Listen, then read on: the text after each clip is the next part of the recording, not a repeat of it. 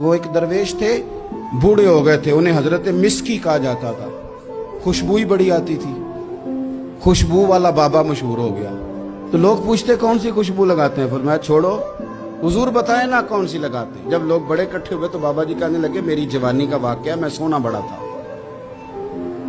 कपड़े की दुकान पे काम करता था। एक औरत कपड़ा लेने आई तो उसकी नीयत मुझ पर खराब हो गई। अमीर औरत थी, किसी तरीके मुझे घर बुला लिया और दरवाजे बंद करके तो मेरे साथ मुंह काला करना चाहती थी। मैंने पूरा जोर लगाया। पहले तो वो कहने लगी कि मैं मार दूंगी, फिर कहने लगी कि लोग तुम्हारा यकीन तो करेंगे, नहीं करेंगे तो मेरा। तो मैं कहूंगी ये जबरदस्ती कर रहा था तो बदनाम भी कर दूंगी। जो हरबे वो इस्तेमाल कर सकती थी उसने किए। और यार जिनके ज़हन साफ हो, गंद कभी उन्हें लज्जत नहीं देता, कभी नहीं देता, सवाल ही नहीं पैदा होता। आपकी नजर साफ हो तो आप गंदगी पे गिरे, ये हो ही नहीं सकता। मोमिन हमेशा तैयब और हलाल को पसंद करता है, हराम की तरफ निगाह जाती नहीं।